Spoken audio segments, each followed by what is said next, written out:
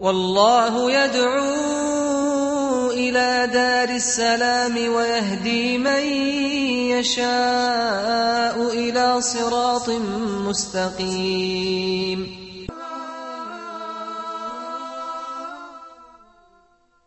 Assalamu alaikum wa rahmatullahi wa barakatuh. Welcome to Living in the West, a series of lectures, a series of episodes where we discuss a very important topic, the Muslim minorities living in the West. We've discussed several issues regarding this minority. Should they live in the West? What their aims are in the West? And we're going to come through to some of these topics in the future. I have with me today Shaikh Haitham Al-Haddad from the Muslim Research and Development Foundation, a think tank and an organisation in the UK providing solutions for those millions of Muslims in the West. Assalamu alaikum, Shaykh. Wa alaikum assalam wa rahmatullahi wa barakatuh. Shaykh, on previous episodes we've spoken in some detail regarding some of the examples of Muslims living in non-Muslim societies throughout the times, throughout the era of the Islamic period. We spoke about different lands. And there's some terminology here that we need to now look upon. Many of the classical scholars, we find in the classical books, many of the people speak about terminology such as Dar al-Kufr, and this is a very well-known phrase, and Dar al-Harb, for example. How do we apply this, and how do we understand these terminologies, Shaykh? Bismillahir Rahmanir Rahim, alhamdulillahi rabbil alameen, wassalatu wassalamu ala ashrafil anbiya'i wal mursaleen, nabiyyina Muhammad wa ala alihi wa sahbihi ajma'in wa ba'd. These terminologies, such as Dar al-Islam, Dar al-Kufr, and Dar al-Harb, and of course Dar al-Ahd, these terminologies have been used widely by the classical scholars in the books of jurisprudence and sometimes in the books of Aqidah as well. And basically the jurists, they classify the world into two abodes, Dar al-Islam and Dar al-Kufr. Now, before getting into the definition of these abodes, we need to understand one important issue here, and it is a principle that I would like to draw the attention of all the brothers and sisters watching this program too, which is, before discussing any definition or any classification, we have to understand what are the aims behind this definition, what are we trying to achieve. Same thing when we want to discuss the classification, any classification. For example, you know, in Arabic language, in grammar, grammar, or maybe in even English language or any other languages, if we are discussing, talking about the definition of al-fa'il, the one who does something from a grammatical point of view. If from a grammatical point of view, it is the one who does the fi'l, provided that he comes after the verb, okay, not added to the verb. And there are certain conditions. For example, when I say Haitham drinks tea, okay, Haitham yashrabu al-shahi. طيب, Haitham drinks tea. Here we talk about Haitham. What is the position of Haitham? Haitham, from a linguistic point of view, is mubtada. Okay? The one we started the sentence with. But Haitham, from a general point of view, is the fa'il, is the one who does the fi'l. But from a grammatical point of view, you cannot say that the word Haitham here is the fa'il. Haitham here is a mubtada. So before classifying Haitham or defining what al-fa'il is, what al-mubtada is, you need to understand your context, or what do you want to achieve. Are you defining it because of a grammatical purpose, or are you defining it because of a general linguistic purpose? Therefore, once we say Dar al-Islam, Dar al-Kufr, what do we want to achieve from this classification? Means, are there any certain consequences based on this classification, or there are no consequence. This is very important. Why? Because in many cases we dwell into the definition and the classification, and then after some time we find that there is no real fruit out of this classification or this definition. That is very, very important. So, before getting into this definition and this classification, let us understand the consequences. If we say that the world is divided into two abodes, as some of the fuqaha mentioned, what does that mean? What are the implications? If we say that the whole world is classified into one abode, okay, what are the consequences? Now, once the fuqaha mentioned this classification, of course, they had an aim in their mind, and they are talking about the consequences. That's why we find Al-Shafi'i, rahimahullah, who died in 204 Hijrah, he said that the whole world is considered to be one abode. Yeah? And he doesn't classify the world into Dar al-Islam, Dar al-Kufr from this perspective. All of it is one abode. Why? Because he was looking at the consequence, okay, regarding this classification, whereby Muslims are bound to follow ahkam al-Sharia or the rulings of Sharia wherever they are. Whether they are living in a state or an abode that is considered to be Dar al-Kufr, or they were living in an abode that is classified as Dar al-Islam. So the classification does not affect the implementation of ahkam al-Islam from this perspective. That's why Al-Shafi'i, his original opinion about this classification is that the whole world is one abode.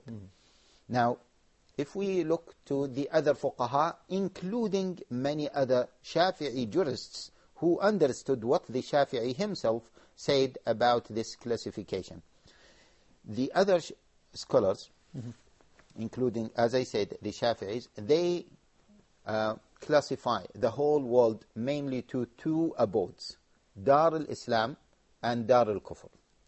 What is the main consequence? They say, yes, if this land is classified as Dar al-Islam, then there are certain consequences. If it is classified as Dar al-Kufr, there are some other consequences. One of the main consequences is that Muslim is obliged to live in Dar al-Islam, and generally speaking, from a classical point of view, Muslim is not allowed to live in Dar al-Kufr. So this is one of the main consequences. Because of this consequence, the scholars have looked at the globe and they said, yes, there are places where Muslims are allowed to live because of the nature of the system, and there are places where Muslims are not allowed to reside in permanently because of the nature of the system. Therefore, those countries where Muslims can live, we call them Darul Islam. There are these places where Muslims cannot live because of the nature of the system, we call them Dar al-Kufr. So the consequence is really very important and central in this classification. Another major consequence is the fact that in Dar al-Islam, Muslims are, or Muslim rulers, or Muslims in charge, are bound or obliged to implement ahkam sharia. In Dar al-Kufr, Muslims have no authority. They are not in charge of the country, so they cannot implement ahkam sharia, because ahkam sharia, to be implemented in totality and in particular hudud, they have to have authority. The one who is implementing them has to have kind of authority. Therefore, those lands that do not implement ahkam sharia and are not Muslims there, or Muslims there cannot implement ahkam sharia, from this perspective is classified as Dar al-Kufr. Now, no, go, Karen, you were saying. this brings us, okay, to the definition. Now we have looked at the consequence, and now we look to the definition. Of course, there are many other consequences. We don't want to get into them now. We might get into them later. But these are the main two strains. Yes. And this, I am bringing this into light so people don't rush into the definition or the classification before understanding what they want to achieve. This is very important. Now, once we come to this classification, we said that the scholars classify the whole world into two abodes, mainly Dar al-Islam and Dar al-Kufr. And then they have further classifications for Dar al-Kufr. Dar al-Islam, what is Dar al-Islam? In a nutshell, okay, actually there are three main definitions for Dar al-Islam. Dar al-Islam is the land that is ruled and governed by Muslims. Okay? Within this definition, the scholars say, is it governed by Muslims or is it governed by Islam? And they differentiate between these two.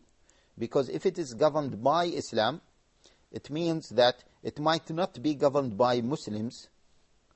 For example, Muslims opened this land and they appointed someone, they appointed a Muslim to implement ahkam sharia in that land, but so that land became Dar al-Islam, although the majority of the people in charge of that land is not Muslims. Okay, one thing. And the other thing, which is the most important thing, if the Muslims are ruling one land, but they are not implementing al-Islam in that land, then according to this definition, it is not considered to be Dar al-Islam. Let me repeat this point, because this is the crucial point in this definition, in this actually differentiation between Dar al-Islam as the land ruled by Islam or is the land ruled by Muslims. Those who say it is the land ruled by Islam, they said, first of all, of course, most likely, the one who is implementing al-Islam is a Muslim. But on the other side, there might be some Muslims who are in charge of this land, but they don't implement ahkam al-Islam. And what we see now in many Muslim countries, unfortunately, reflects this reality. We see some Muslim countries, but the rulers, they don't implement ahkam al-Islam. Okay, well, this definitions we're going to look into a bit more deeply. We're going to take a short break now and return to the subject of Dar al-Islam and Dar al-Kufr. Please stay with us on Living in the West.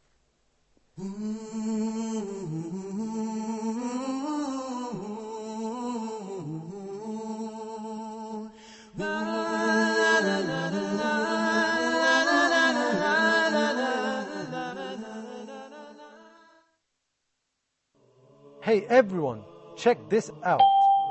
If you are confused or surprised or a little astonished, or maybe you have questions about life or the hereafter, or maybe you need some help, what about someone you can really trust? Someone reliable? Feel free to ask Huda.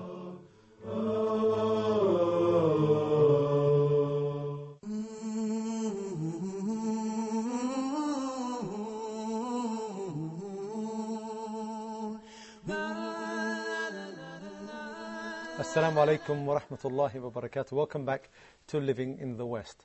Shaikh, just before the break there, we were speaking about the classifications of Dar al-Islam or Dar al-Kufr.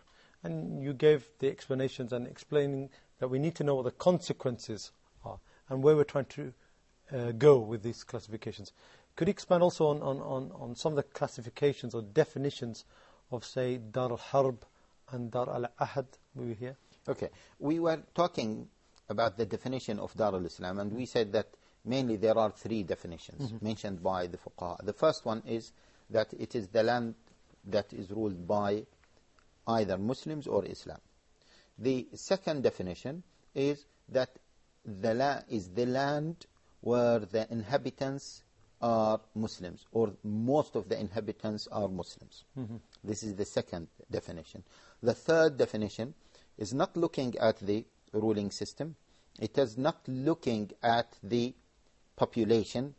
The third definition is looking at the security dimension, which is, it means that if the Muslims are secure to implement their religion, or to practice, in another maybe better terminology, to practice their religion, then it is considered to be Dar al-Islam. This is a classical, also classical definition? This is a classical definition attributed to some Hanafi scholars, such as Al-Kasani, okay? But we have to be careful when we talk about this definition.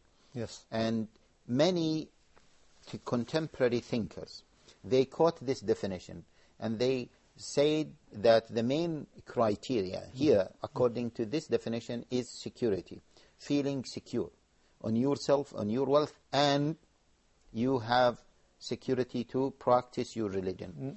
Therefore, the problem, okay, of taking this definition on a face value is that they say, shall we consider those non-Muslim countries, now European countries, they don't say non-Muslim countries, shall we consider those European countries, for example, where Muslims feel secure and they can practice their religion, shall we call them Muslim countries?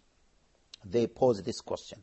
However, as you asked about this definition, it is true that some Hanafi scholars, such as Al-Kasani and others, mentioned this criteria, feeling secure, al-aman, okay? But if you go to the other Hanafi scholars, okay, Al-Mabsut, before in the 4th year of Al-Hijrah, and some other, and Ibn Abdin and others, you will see that what Al-Kasani mentioned, or what other Hanafi scholars mentioned about security as the main criteria for considering any abode as Dar al-Islam, is that he didn't mean it. He didn't mean feeling security full stop, irrespective of the ruling system. How did he mean it then? Did he mean it with security and a ruling system where you can implement part of the Sharia? No, he actually meant that he was talking about an indication for that, for Dar al-Islam. He was not giving the technical definition. And the proof of this is, he is a Hanafi scholar. You have to refer to the other Hanafi scholars in order to understand what he meant. So the other Hanafi scholars gave the definition which the Jumhur have given, which is the land that is ruled by al-Islam or by Muslims. Means the supremacy is given to al-Islam. Okay? If we go back to the definition that says most of the inhabitants are Muslims, then this land will be considered as Dar al-Islam. According to this definition, those fuqaha who mentioned it, they meant that once most of the inhabitants of any land are Muslims, then inevitably or for sure the ruling system will be al-Islam or will be Sharia, which means that because of the majority of inhabitants are Muslims, then the supremacy is given to al-Islam. So this goes in tandem with the previous definition, which is what? The supremacy or superiority is given to the law of Allah Jalla wa'ala. So these three definitions actually go back to one definition, which is what? The supremacy is given to al-Sharia, or given to the law of Allah Jalla wa'ala. So, okay, now, so this is quite clear now. This is the aim of these definitions in their totality. So how important are these aims when we look at to these other definitions that we're going to speak about now? Yeah, this is really very important. Even in the contemporary context, it is very important, because now some thinkers are saying, well, some Muslim countries, okay, or some Arab countries, or countries that are inhabited mainly by Muslims, okay, they say, according to this classification, they are not considered to be Dar al-Islam. Why? Because the supremacy is not given to Sharia. We don't want to dwell into that. That can be true. We are not denying it. It can be true. However, the real question here is that how far the supremacy is given to Sharia in any land to be considered as Dar al-Islam. Okay?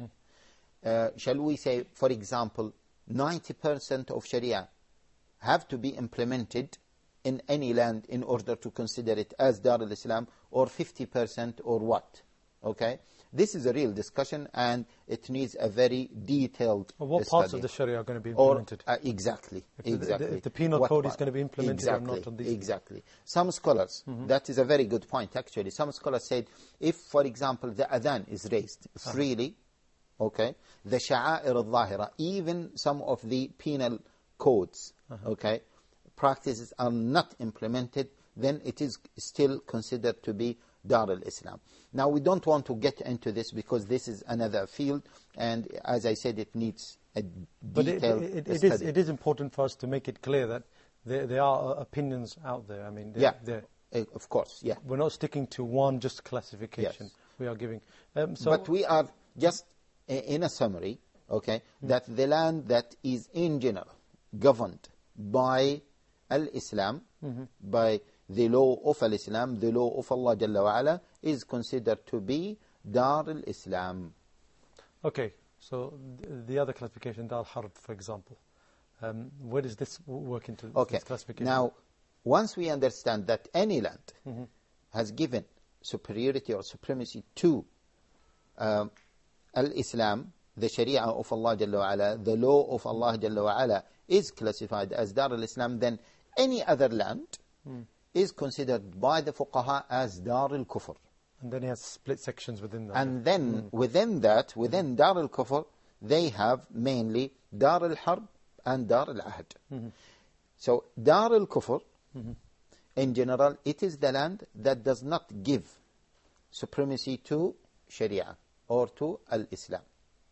Even if most of the inhabitants are Muslims, even if the Muslims have freedom to practice elements of their religion, but if the law of Allah Jalla wa Ala is not superior to any other law, then it is not considered to be Dar al-Islam, and it is considered to be, or classified by the classical scholars, as Dar al-Kufr.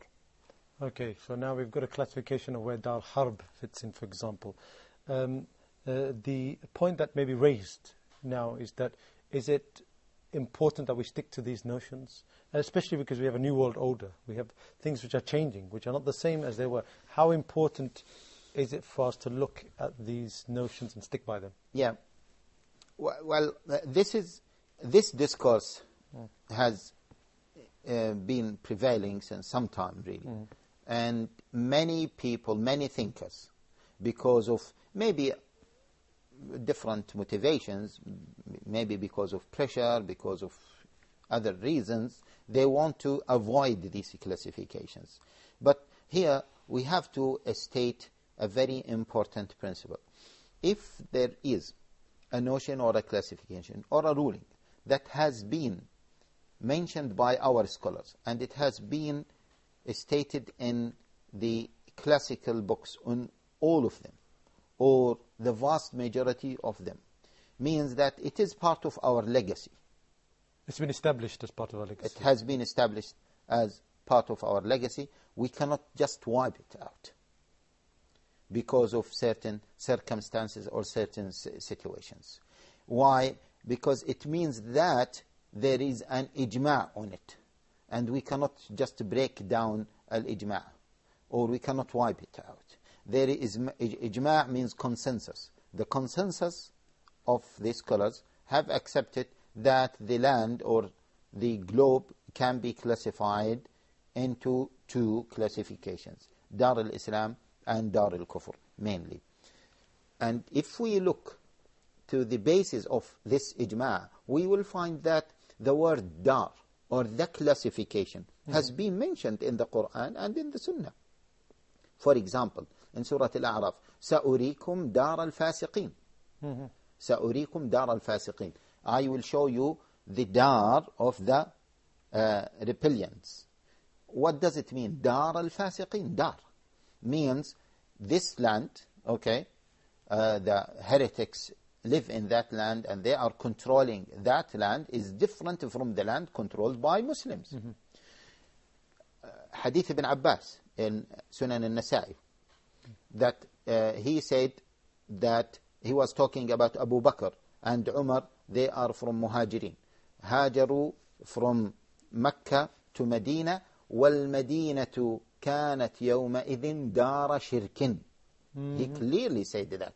دَارَ شِرْكٍ. Al-Medina, before the migration of the Prophet sallallahu alaihi wasallam, okay, كانت دار شرك. The land of the polytheists, for example. Yes, the land of polytheists. So that classification was known. We cannot just wipe it out. We cannot say, we cannot claim that this classification has been mentioned by the fuqaha only. No, it is mentioned in the Quran, it is mentioned in the Sunnah. Maybe it is not mentioned as it is mentioned by the fuqaha, by the classical fuqaha. Yes, there are many things like this. For example, you know, we have wujub, tahrim, ibaha, istihbab. These 5 ahkam taklifiyya, 5 rulings. Obligation, prohibition, permissibility, dislikeness, okay? These classifications have not been mentioned by the Prophet ﷺ, have not been mentioned by the Quran, yet it is part of our legacy. And something that we can't throw away even due to modernity, for example. Exactly. Okay. So we have to be careful here. We have to be very, very careful. It is not because of certain circumstances now or pressure, we should just discard part of our legacy that has been supported by the Quran and Sunnah. Well, Shaykh Haitham, Jazakallah khair. That's very interesting and something we're going to pick up on in the next episode of Living in the West. We hope you join us next time. Assalamu alaikum wa rahmatullahi wa barakatuh.